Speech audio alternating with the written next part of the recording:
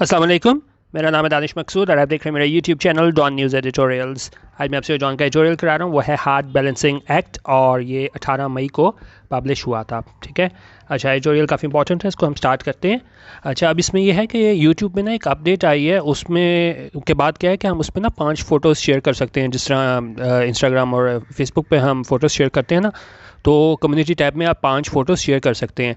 तो अब मैं रोज़ रात को ना 9 से 10 के दरमियान ना आपसे डॉन की हाइलाइट्स शेयर किया करूँगा रोज़। ठीक है, एक पेज की वो हाइलाइट्स होंगी, तो वो चीज़ आपको काफ़ी हेल्पफुल साबित होगी, ख़ासतौर पे आपके करंट अफेयर्स में। ठीक है, तो वो आप ज़रूर इसकी यूट्यूब की ऐप को अपडेट कर लीजिएगा, और रोज़ रात को 9 से 10 के दरमियान कम्युनिटी टैब में जो है ना वो मेरी पोस्ट ज़रूर होगी। वीडियो मैं ना भी बना सकूँ रोज़, तो वो हाइलाइट्स वाली पोस्ट आप ज़रूर चेक कर लीजिएगा। अच्छा, अब चलते हैं हम अपने एडिटोरियल की जानिब।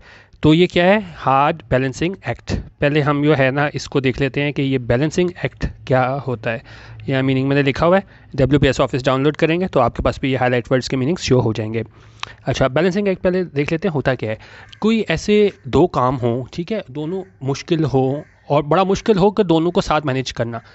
इस तरह आप कोई दो सिचुएशन कोई कह लें, कुछ भी दो इस तरह के काम या सिचुएशन या कोई एक्शन हो जो मुश्किल हो लेकिन आप दोनों करने पे मजबूर हो, तो वहाँ पे आप कहते हो कि आप बैलेंस करके चल रहे हो। इसकी मिसाल आप इस तरह से लें कि ये मैंने बाकी पढ़ लीजिएगा, मैं आपको सेंटेंस बताया तो आपको क्लियर हो जाएगा। उन्होंने कहा जी, a working women in our country has to constantly perform a balancing act between excelling in her career and taking care of the family. कि जो मुलाजमत पेशा ख़वातीन हैं हमारे मुल्क में, उनको क्या है, बड़ा बैलेंसिंग एक्ट परफॉर्म करना पड़ता है। क्या करने के लिए? अपने कैरियर में आगे जाने के लिए, और किस में? अपनी फैमिली की देखभाल करने के लिए। क्योंकि देखें, इस तरह कहा जाता है कि जी या तो आप अपना कैरियर बना लें या क्या है, फैमिली लाइफ जो है उसको स्ट्रॉन्ग कर लें। तो वहाँ पे ये एग्जांपल दे रहे हैं कि आपको बैलेंसिंग एक्ट परफॉर्म करना पड़ता है। तो यहाँ पे भी एडिटोरियल यही है कि बैलेंसिंग एक्ट परफॉर्म करना है कि दो रास्ते हैं, दोनों मुश्किल हैं, लेकिन क्या है, आपका झुकाव एक तरफ नहीं हो सकता। जिस तरह इस एग्जाम्पल में आप कह रहे हैं कि जी बिल्कुल ही उसके फैमिली लाइफ को टाइम दो, तो क्या है, वो दूसरी वो निगलेक्ट हो जाएगा आपकी प्रोफेशनल लाइफ, या प्रोफेशनल लाइफ चले जाओगे तो फैमिली लाइफ वो हो जाएगी, डिस्टर्ब हो जाएगी। आपको क्या है, बैलेंस रखना है। ठीक है, तो यहाँ पे भी यही बात कर रहे हैं। एक तो ये बैलेंसिंग एक्ट है, अभी हम देखते हैं कि वो कौन सा बैलेंसिंग एक्ट है और किसने परफॉर्म करना है। और दूसरी चीज़ ये क्या कह रहा है, हार्ड है, ये बड़ा मुश्किल है, क्योंकि काम बड़ा मुश्किल होता है। और यहाँ पे देख लेते हैं क्या ये यहाँ पे कह रहा है कि जी देखें, ये पाकिस्तान इस तरह रख लें, ये पाकिस्तान है, फिर हमारे पास यहाँ पे क्या है, USA है, फिर चाइना है, और फिर रशिया है। ठीक है, तो उन्होंने कहा है कि पाकिस्तान ना ये नहीं कर सकता कि USA से बिल्कुल ताल्लुकात ठीक कर ले, क्योंकि फिर क्या होगा, मतलब ये भी नहीं कर सकता कि बिल्कुल USA के करीब हो जाए, या बिल्कुल चाइना के करीब हो जाए, या रशिया के करीब हो जाए। आपको क्या रखना पड़ेगा, एक बैलेंसिंग एक्ट रखना पड़ेगा, एक दरमियानी रास्ता रखना पड़ेगा, सारों से आपको बना के रखनी पड़ेगी। और क्या है, ये हार्ड है, ये मुश्किल है, ये चीज़ आसान नहीं होगी।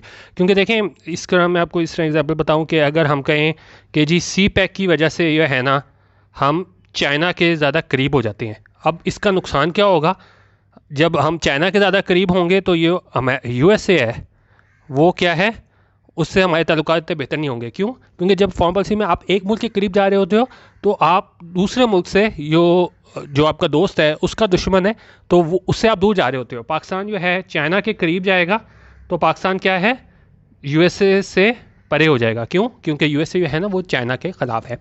तो इसी तरीके से जो है ना हम बिल्कुल एक तरफ टिल्ट झुकाव नहीं कर सकते। एक और मैं आपको एग्जांपल दूं, इसकी थी ईरान पाकिस्तान गैस पाइपलाइन। ठीक है, अब इस प्रोजेक्ट को क्यों इतनी ज़्यादा मुश्किलात पेश आई? क्यों? क्योंकि एक तो सऊदी अरब था जो किसके, ईरान के अगेंस्ट था, और दूसरा हमारे पास USA था जो ईरान के अगेंस्ट था। तो जब भी इस पाइपलाइन प्रोजेक्ट को कंप्लीट करने की बारी आती थी, तो ज़ाहिर है उस प्रोजेक्ट को आप जा रहे हो, आपको ताल्लुकात ईरान से ज़्यादा बनाने पड़ते थे, तो पाकिस्तान को खदशा ये होता था कि सऊदी अरब है वो नाराज़ हो जाएगा, तो उसको नाराज़ नहीं करना चाहते थे। और इसी तरह जो है ना USA भी इसके ईरान के अगेंस्ट था। तो ये सारी एग्जांपल देने का मकसद ये है कि आप एक के बिल्कुल अपना झुकाव नहीं कर सकते, आपको सब साथ लेके चलना पड़ता है, बैलेंस करना पड़ता है सारों के दरमियान। और ये चीज़ सारी क्या है, हार्ड बैलेंस एक्ट है, आसान नहीं है। ठीक है, क्योंकि देखें हर एक के लाइक्स होते हैं, लेकिन एक एक शख्स को, किसी को आप पसंद या नापसंद कर रहे हो वो और चीज़ होती है, और एक मुल्क को पसंद और नापसंद करना और बात होती है।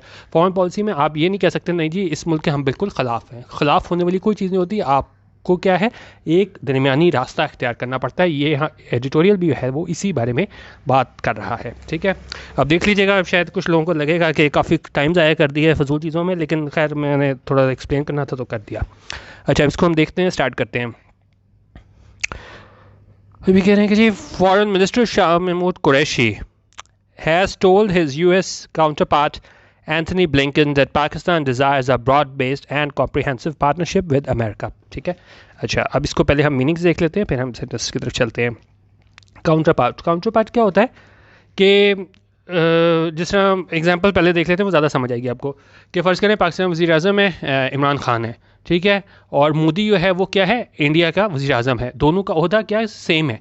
अगर हम आप ये बात करेंगे ना मोदी की, तो वो क्या हो जाएगा, वो काउंटर पार्ट हो जाएगा इमरान खान का। दोनों जो है क्या है, सेम ओहदा इंजॉय कर रहे हैं। अब इसकी एग्जांपल भी देख लें कि a person or thing that corresponds to or has the same function as another person or thing in a different place or situation. ठीक है, ये इधर पाकिस्तान में ये वज़ीर आज़म है, इंडिया में मोदी है, लेकिन ये क्या है, आपस में एक दूसरे के काउंटर पार्ट है। इसको हम एक और वर्ड जो यूज़ करते हैं वो अपोजिट नंबर भी यूज़ करते हैं। फुटबॉल वगैरह गेम्स वगैरह में हमने देखा होगा कि एक कैप्टन हो और दूसरी तरफ का कैप्टन हो ना, तो उसको हम अपोजिट नंबर भी इसको बोलते हैं। तो ये आप रखिएगा कि दो लोग जो हैं वो एक ही ओहदा इंजॉय कर रहे हो और दूसरा बंदा जो है ना वो दूसरी जगह पे हो, दूसरी सिचुएशन में हो। ठीक है, तो यहाँ पे काउंटर पार्ट हो गया। और दूसरी हमारे पास चीज़ क्या आ गई, ठहर जाए, एक और चीज़ यहाँ पे यूज़ हुआ है वो है ब्रॉड बेस्ड। ब्रॉड बेस्ड होता है आप कह लें कि use to describe something that will affect many different places, activities etcetera. ठीक है, कुछ मतलब ब्रॉड बेस्ड हो, हमारे पास पार्टनरशिप हो, महदूद लेवल पे ना हो पार्टनरशिप। अभी मैं और इस चीज़ को एक्सप्लेन करता हूँ। और क्या हो, कॉम्प्रिहेंसिव हो, जामे हो। ठीक है, अच्छा अब इसको पहले हम सेंटेंस देख लेते हैं, फिर मैं इसमें आपको एक और चीज़ बताता हूँ। अच्छा, अब यहाँ पे अगर हम देखें तो ये हमारे पास क्या है, फॉरेन मिनिस्टर शाह महमूद कुरैशी, ये हमारा सब्जेक्ट हो गया। हैज़ टोल्ड प्रेजेंट परफेक्ट में हमारे पास इसकी V1 हो गई, वर्ब 1, और ये सब्जेक्ट 1 हो गया। उसके बाद told his US counter part Anthony Blinken that जो है ये हमारे पास यहाँ पे कंजंक्शन का काम कर रहा है। और कंजंक्शन के बाद क्या है, दूसरा क्लॉज सब्जेक्ट आया है S2 पाकिस्तान, और डिज़ायर्स प्रेजेंट, इसमें हमारे पास क्या आ रहा है, प्रेजेंट डेफिनेट में हमारे पास आ रहा है डिज़ायर। ये क्या है, V2 यानी कि वर्ब नंबर 2। ठीक है, वर्ब की सेकंड फॉर्म नहीं, वर्ब नंबर 2 कह रहा हूँ यहाँ पे। तो ठीक है, और उसके बाद डिज़ायर क्या चीज़ चाहते हैं, broad based and comprehensive partnership किसके साथ, अमेरिका के साथ। अब इसको हम ट्रांसलेट भी कर देते हैं।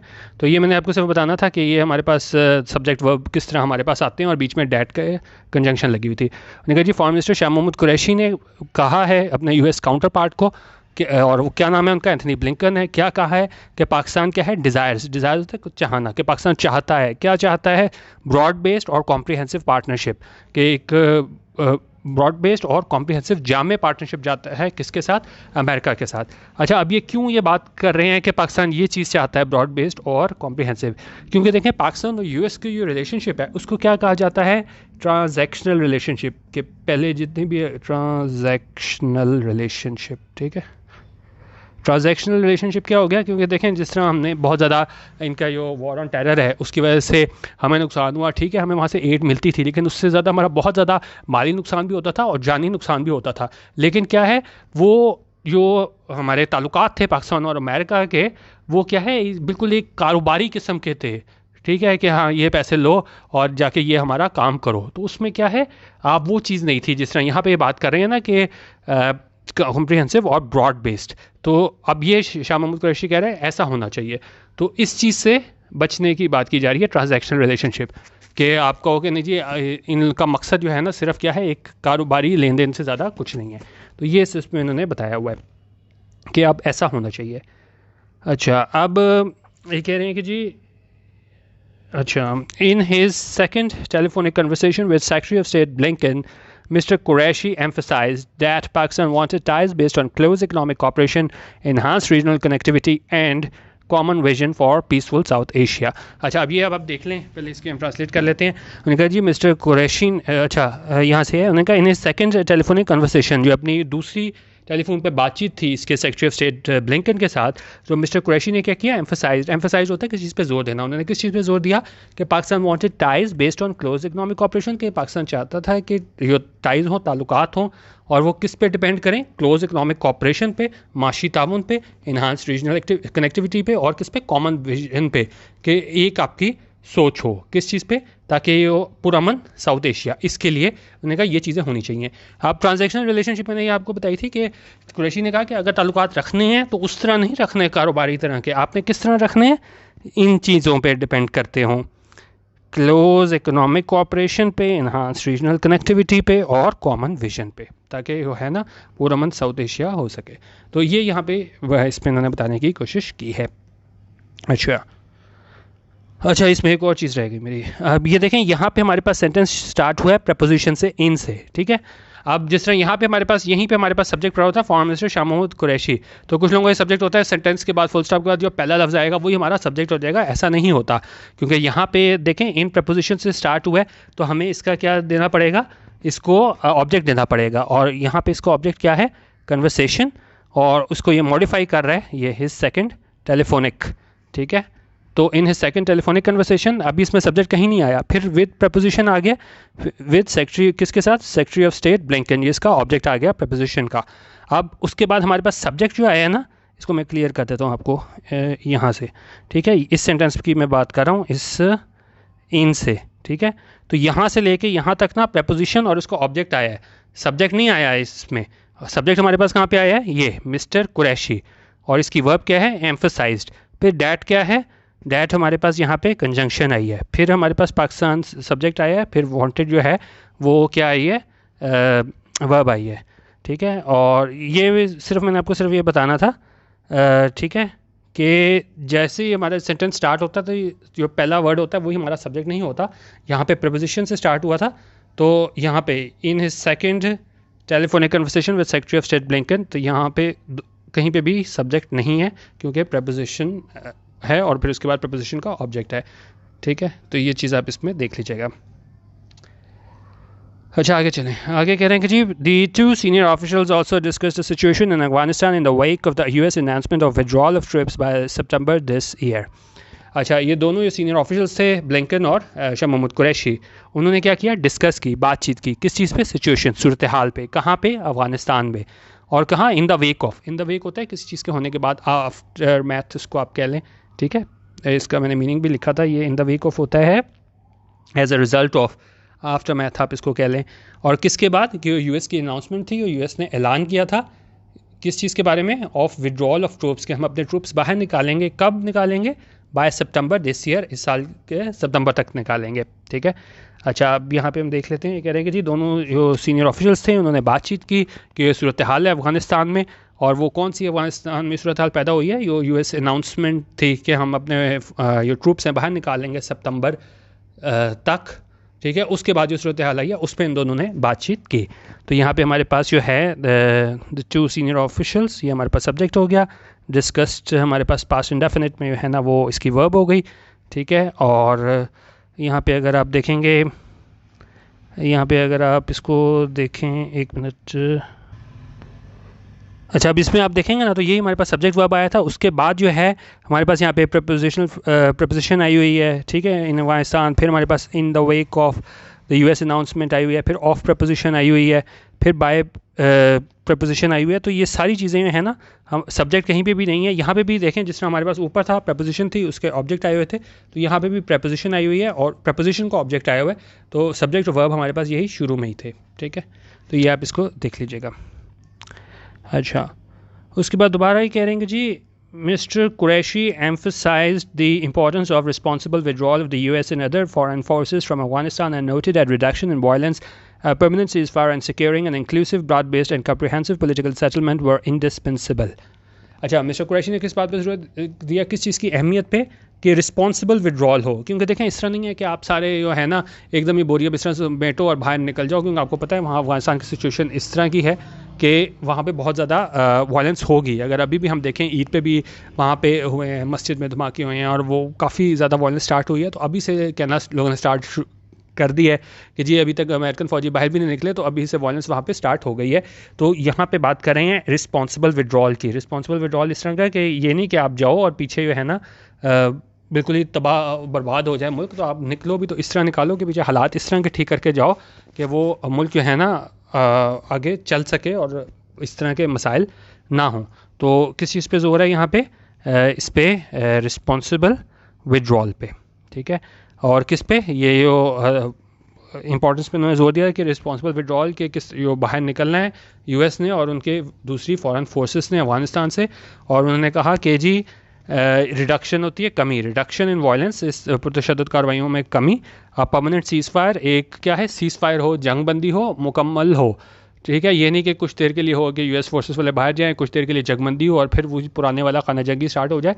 तो उन्होंने कहा कि एक तो ये तशद्दुद में कमी हो, परमानेंट सीज़ फायर हो, और क्या हो? Securing an inclusive broad based and comprehensive political settlement. और वो जाने से पहले इस तरह का काम करके जाएं कि एक हमें इंक्लूसिव ब्रॉड बेस्ड और कॉम्प्रीहेंसिव पॉलिटिकल सेटलमेंट देखने को मिले कि वहाँ पे मतलब जो सियासी तौर पे जो हालात है ना वो ठीक हो जाएं। और उन्होंने कहा कि वो क्या है? वर इंडिस्पेंसिबल। इंडिस्पेंसिबल होते कोई चीज़ बहुत ज़रूरी हो। तो उन्होंने कहा कि इनके वहाँ जाने से पहले, ट्रुप्स के निकलने से पहले ये सारी चीज़ें हैं ना कि वहाँ पे वायलेंस में कमी हो जाए, परमानेंट सीज़ फायर हो जाए, और वहाँ पे क्या है कॉम्प्रीहेंसिव पॉलिटिकल सेटलमेंट भी हो जाए, क्योंकि आपस में ये निकलेंगे तो क्या है फिर उसी तरह का हमारे पास खाना जंगी वाला सीन स्टार्ट हो जाए। तो उन्होंने कहा ये चीज़ें भी जो है ना वो क्या थी? इंडिस्पेंसिबल हैं, यानी कि बहुत ज़्यादा ज़रूरी थी कि जब ये निकल रहे हैं तो जो है ना मामला ठीक करके निकलें। और सारा जोर किस पे था? रिस्पॉन्सिबल विड्रॉल पे था। अच्छा, अब कह रहे हैं कि जी this was the second phone call between him and mister Blinken since the Biden administration took office. उन्होंने कहा ये दूसरी फ़ोन कॉल थी इसके दरमियान और ब्लिंकन के दरमियान। और क्या है? सिंस जब से ये बाइडेन एडमिनिस्ट्रेशन थी, बाइडेन इंतज़ामिया थी, उसने ऑफिस संभाला था। हाउएवर, ताहम, लेकिन उनका जो पहली कॉल थी ना, the first call between the two was dominated by the release by the Pakistani courts of Umar Sheikh, who was accused of involvement in the kidnapping and murder of Wall Street Journal reporter Daniel Pearl. उनका इन दोनों के मैं दूसरी call थी, लेकिन वो पहली call थी उसमें सारा फोकस किस पे था कि ये पाकिस्तानी कोर्ट ने रिलीज़ कर दिया था उमर शेख को। और जो क्या है जिस पे क्या इल्ज़ाम था कि वो मुलविस था इसमें अगवा में और कत्ल में, किसके? वॉल स्ट्रीट जर्नल का जो रिपोर्टर था डैनियल पर्ल, उसके कत्ल में मुलविस था। तो कुरैशी और ब्लिंकन की जो पहली टॉक थी उस पर सारी ये बातचीत हुई, लेकिन ये दूसरी कॉल थी इस पर इन्होंने खासतौर पर अफगानिस्तान के हवाले से इन्होंने बात की थी। और ख़ासतौर पर इन्होंने वो बात की थी कि जो हमने क्या है रिस्पॉन्सिबल विड्रॉल जो करना है यूएस ने अफगानिस्तान से, तो उस हवाले से बात हुई। तो ये दोनों जो कॉल्स हुई थी उनका थोड़ा कंपैरिजन कर रहा था। अच्छा, आगे किधर गया? अच्छा, उसके बाद क्या है? एक तो इसने इससे कुरैशी से बात की, तो फिर मिस्टर ब्लिंकन ने क्या किया? Mister Blinken had previously spoken to army chief general Qamar Bajwa and the conversation was reported to have focused primarily on Afghanistan. उन्होंने कहा इससे पहले, कुरैशी से बात करने से पहले इसने बातचीत की थी किससे? Army chief general Qamar Bajwa से। और ये कन्वर्सेशन थी, बातचीत थी, was reported to have focused primarily on Afghanistan. और वो ऐसा रिपोर्ट किया गया है कि वहाँ पे किस चीज़ पे ज़्यादा फोकस किया गया? इस पे अफगानिस्तान के हवाले से है ना फोकस किया गया। अच्छा, अब यहाँ पे अगर हम देखें ये मिस्टर ब्लिंकन सब्जेक्ट हो गया, हैड स्पोकन वर्ब हो गई पास्ट परफेक्ट में। और एक और चीज़ यहाँ पे मैंने आपको बतानी थी, ये स्ट्रक्चर यूज़ हुआ है ना टू हैव फोकस्ड का, ये हमारे पास क्या कहलाता है? ये हमारे पास कहलाता है परफेक्ट इन्फिनेटिव, ठीक है। और ये हम किस तरह बनाते हैं? जब एक्टिव में परफेक्ट इन्फिनेटिव होता है ना तो हम टू लिखते हैं प्लस हैव लिखते हैं प्लस वर्ब की थर्ड फॉर्म लगाते हैं। यहाँ पे भी यही हुआ हुआ है, टू फिर हैव और फिर वर्ब की थर्ड फॉर्म फोकस्ड, ठीक है। तो ये बता रहे हैं कि वो बातचीत हुई इसकी बाजवा से, तो उसमें है ना वो फोकस किस पे था? अफगानिस्तान पे था। अच्छा, अभी काफ़ी ज़्यादा रह गया, चलें करते हैं। अच्छा, उन्होंने कहा यो Qureshi Blinken call comes at an important time in Pakistan US relations. उन्होंने कहा इसकी जो कॉल है वो एक इम्पॉर्टेंट अहम वक्त पे आई है। और वो क्या है? क्योंकि ज़ाहिर है वहाँ पे जब एडमिनिस्ट्रेशन चेंज हुई थी, दोबारा चेंजेस वगैरह भी आए हैं, तो उस वाले से बात कर रहा है।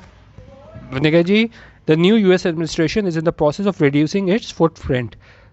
फुटप्रिंट यहाँ पे किस तरह यूज़ हुआ है? फुटप्रिंट होता है प्रेजेंस, कि यूएस एडमिनिस्ट्रेशन है वो किस मराहल में है कि वो कमी करने में अपनी वो क्या था अपनी जो प्रेजेंस है ना उसको कमी करने वाली है। कहाँ से? इस रीजन में, खत्ते से। और किस तरह? With the withdrawal from Afghanistan, को वहाँ से विड्रॉ कर जाए अफगानिस्तान से। Pakistan has in recent years invested heavily in its relationship with China specially through CPEC. अच्छा, अब ये पाकिस्तान अमेरिका की सारी बात हो गई, तो अब आपको पता है कि जी सी पैक जो है ना वो पाकिस्तान के लिए कितना अहम है, और उसके लिए है ना वो चाइना के साथ ज़ाहिर है हमें फिर ताल्लुकात रखने पड़ते हैं। लेकिन उन्होंने कहा कि जी कि पाकिस्तान ने अभी अमेरिका की बात करते करते चाइना पे आ गए हैं कि हमने काफ़ी कोशिश की है कि ताल्लुकात बेहतर करें, और इसमें ख़ासतौर पे किसके थ्रू? सी पैक के ज़रिए। ठीक है, लेकिन यहाँ पे क्या अब आगे बात करें, तो अभी पहले पाकिस्तान अमेरिका की बात करते करते एक तो इन्होंने यहाँ पे चाइना डाल दिया कि सी पैक के थ्रू पाकिस्तान ने उसके साथ ताल्लुकात अच्छे करने की कोशिश की है। और दूसरी चीज़ यहाँ पे बात करें, Pakistan has also paid special attention to consolidating its ties with Russia, कि पाकिस्तान ने ये भी कोशिश की है कि अपनी जो टाइज़ हैं, ताल्लुकात हैं, उसको क्या करे? कंसोलिडेट करे। कंसोलिडेट करना यहाँ क्या मुराद आ गया कि मेक समथिंग फिजिकली स्ट्रॉन्गर और मोर सॉलिड, इसको ज़्यादा मजबूत करे। किसके साथ? रशिया के साथ। ठीक है, तो ये दोनों के साथ भी है ना, चाइना और रशिया। तो ये भी पाकिस्तान ने कोशिश की है कि ताल्लुकात जो है ना वो बेहतर करें। और इससे क्या हुआ है? This has lead to deeper engagement between Islamabad and Moscow. इसके बाद से हमें ज़्यादा बातचीत देखने को मिली है। किसके दरमियान? Islamabad and Moscow. ये मैंने आपको पहले भी बताया था, जब हम कंट्रीज़ की बात करते हैं तो कैपिटल लिखते हैं, मुल्क नहीं लिखते। तो यहाँ पर हमने पाकिस्तान और रशिया नहीं लिखा, हमने क्या लिखा है? Islamabad and Moscow. और बात किसकी हो रही है? पाकिस्तान और रशिया की। हमने कहा कि अच्छा, ये कह रहे हैं कि जी हमें फिर जो है ना ज़्यादा बातचीत देखने को मिली पाकिस्तान और रशिया की। That was evidence by the recent visit to Pakistan of Russian foreign minister Sergey Lavrov. और ये हमें इसका सबूत किस चीज़ में देखने को मिला? ये हालिया विजिट था रशियन फॉरेन मिनिस्टर का, और उनका क्या नाम है? सर्जी लावरोव। ये उन्होंने पाकिस्तान का दौरा किया था। वहाँ से हमें पता चलता है कि एंगेजमेंट जो है वो हो रही है पाकिस्तान और रशिया के दरमियान। ठीक है, अच्छा, अब एक मिनट, अब स्विंग होता है। अच्छा, किधर गया? अच्छा, अभी आगे कह रहा है कि जी defence cooperation between the two countries has also seen an upswing with the joint defense exercises now a regular feature। उन्होंने कहा ये दिफाई तौर पे जो है ना तावन हमें देखने को मिला है, और उसमें क्या देखने को मिला है? Has also seen an upswing. Upswing होता है किसी चीज़ में इजाफा होना, इंक्रीज़ होना। तो ये दिफाई जो ताल्लुक है उसमें भी जो है ना दिफाई तावन, उसमें हमें इजाफा देखने को मिला है। किस तरह? With joint defence exercises now are regular feature, कि जो हमारी मुश्तरका जंगी मशक़ें होती हैं वो क्या है? वो एक रेगुलर फीचर है। तो आप पेट्रोलियल में कंपैरिजन कर रहे हैं, पहले उन्होंने सारा पाकिस्तान अमेरिका की बात की है, उसके बाद यहाँ पे आके क्या कर रहे हैं? पाकिस्तान को चाइना से बात की, उन्होंने कहा कि सी पैक की वजह से पाकिस्तान जो है ना वो ताल्लुकात पाकिस्तान को ठीक रख रहा है पाकिस्तान, फिर साथ रशिया के साथ भी हमारी इंगेजमेंट चल रही है। ठीक है, और उसके बाद कह रहा है, अच्छा यहाँ ये इंपॉर्टेंट बात ये कर रहा है कि पाकिस्तान के अमेरिका से बात कर दी, चाइना से कर दी, रशिया से कर दी, उसके बाद क्या है? This however makes for some tightrope walking for Pakistan.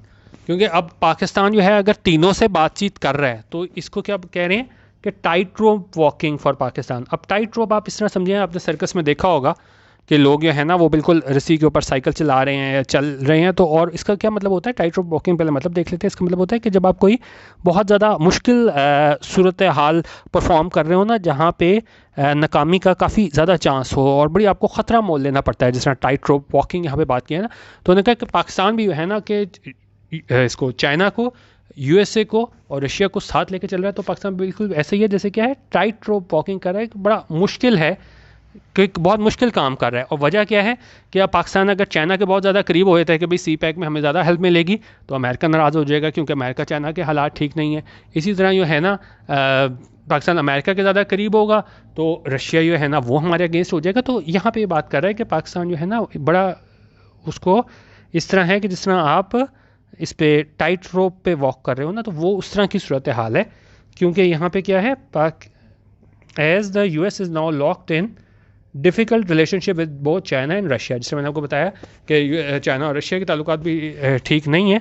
तो अब हम बड़ा मुश्किल है पाकिस्तान के लिए कि सारों को लेके चलें। लेकिन इसका एडिटोरियल का उन्वान यही था, हार्ड बैलेंसिंग एक्ट, कि आपने एक दरमियानी रास्ता निकालना है, सबको साथ लेके चलना है, लेकिन ये चीज़ क्या है? हार्ड है। इसी तरह हार्ड है कि आप एक मुल्क से करते करते आप दूसरे से बिल्कुल ताल्लुकात अपने बिगाड़ ना लो।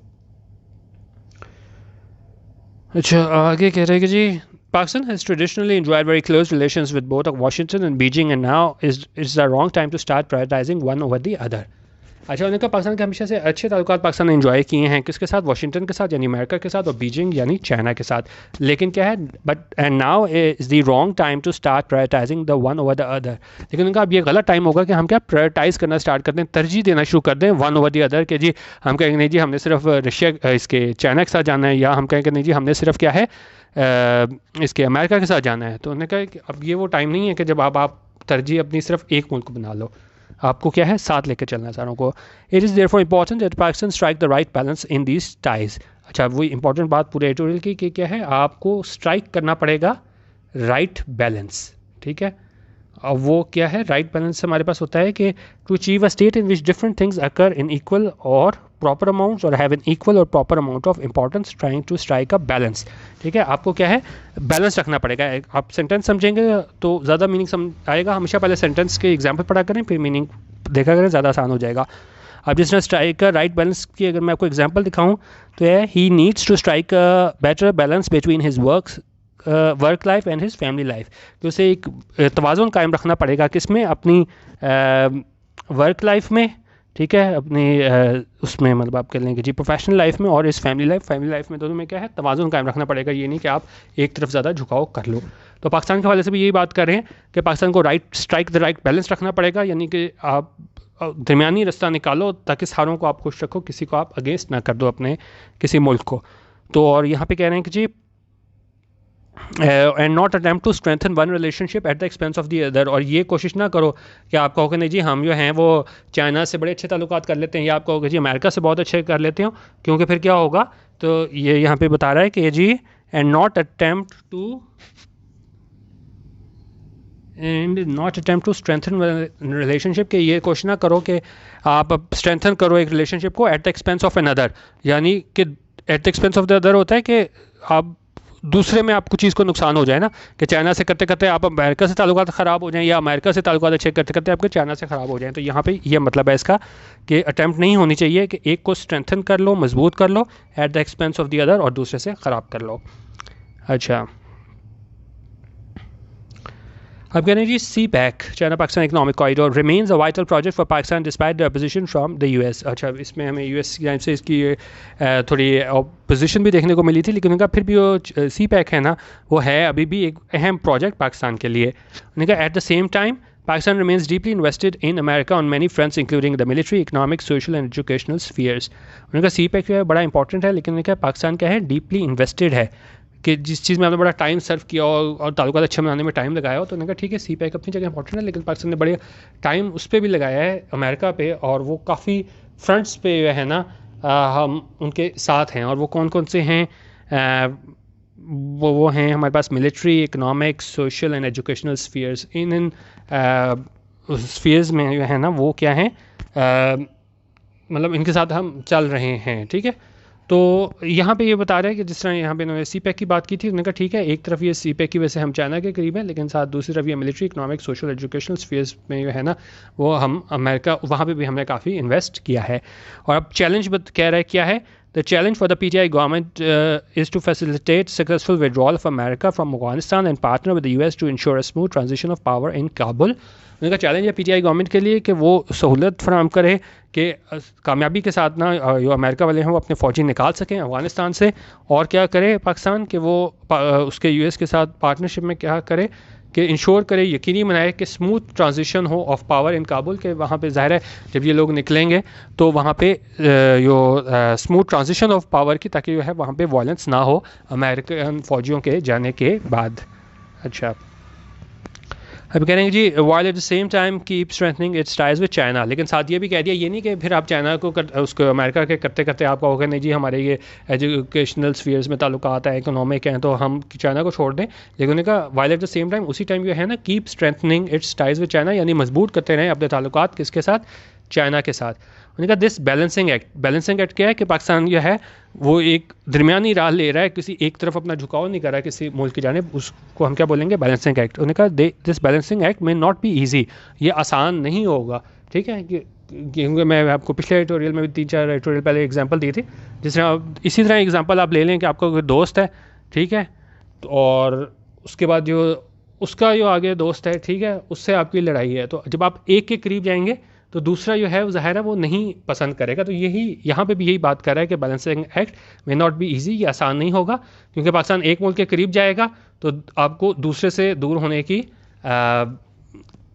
मतलब प्रॉब्लम इशू हो सकता है ना, कि पाकिस्तान चाइना के करीब जा रहा है तो अमेरिका कहेगा कि भाई क्यों हम आपकी मदद करें, जाओ फिर चाइना के पास ही जाओ, हमारे पास क्या लेने आए हो, ठीक है। तो उन्होंने कहा ये जो बैलेंसिंग एक्ट है मे नॉट बी ईजी, ये आसान नहीं हो, बट इट इज़ नेसेसरी, लेकिन ये ज़रूरी है if Pakistan wants to maintain a healthy relationship with the two major powers. लेकिन ये ज़रूरी होगा कि अगर पाकिस्तान चाहता है कि एक हेल्दी रिलेशनशिप कायम हो दो मेजर पावर्स के दरमियान, ठीक है, उसके दरमियान चाइना के और USA के दरमियान, तो ठीक है, ये आसान नहीं होगा बैलेंसिंग एक्ट परफॉर्म करना, क्योंकि दोनों मुल्क एक दूसरे के वो ख़िलाफ़ हैं, US और चाइना। लेकिन पाकिस्तान ने अगर हेल्दी रिलेशनशिप कायम करना है इस दोनों मेजर पावर्स के साथ, तो पाकिस्तान को क्या है, वो बैलेंसिंग एक्ट करना पड़ेगा। और वो क्या है, जिस तरह उसमें हमें बता रहे थे टाइटल में, वो हार्ड होगा, ईजी नहीं होगा, लेकिन हमें करना यही पड़ेगा, क्योंकि हम जो है एक मुल्क से के करीब जाते जाते दूसरे को नाराज़ नहीं कर सकते। तो ये आज का एडिटोरियल था, मेरे ख्याल में कुछ लंबा हो गया है, तो राय दे दीजिएगा अगर आपको लगे कि इसकी ज़रा ड्यूरेशन ज़्यादा हो गई है, तो आप कमेंट कर दीजिएगा, फिर मेरी कोशिश होगी वीडियो थोड़ी छोटी कर दूँ। बाकी जिस तरह मैंने आपको बताया था, रोज़ रात को 9 से 10 के दरमियान आपको मैं हाईलाइट्स पेज शेयर किया करूँगा, 1 पेजर, जो आपको काफ़ी ज़्यादा हेल्प करेगा आपके करंट अफेयर्स में और आपके जनरल नॉलेज में, ठीक है। और उसमें आप देख लीजिएगा कौन सी इंपॉर्टेंट न्यूज़ लगे, उसको आप न्यूज़पेपर में ज़्यादा डिटेल से भी पढ़ सकते हैं। वीडियो देखने का बहुत शुक्रिया। अल्लाह हाफ़िज़ व पाकिस्तान जिंदाबाद।